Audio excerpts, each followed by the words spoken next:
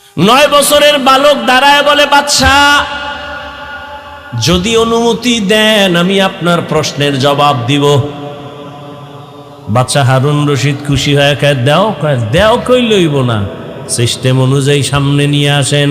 বাদশা হারুন রশিদ তিনি একদিন তার রাজপ্রাসাদে অনেক বড় বড় আলেমরে দাওয়াত দিলেন।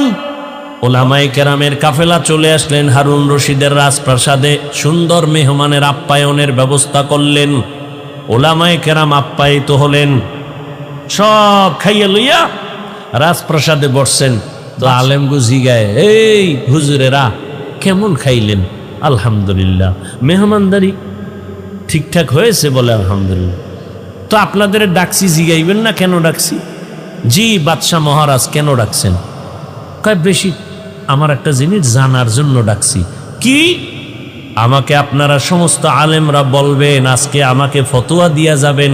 আমি বাদশাহ হারুন রশিদ, আপনারা চিনেন তো? কাহা চিনি। আমাকে বলেন আমি জান্নাতি নাকি আমি জাহান্নামী, বাস এটার ফতোয়া দিয়া যাবেন, আর কিছু না। সব উলামায়ে কেরামে এক আওয়াজ দিলেন, কে জান্নাতি কে জাহান্নামী দুনিয়ার কোন আলেমের বলার ক্ষমতা নাই।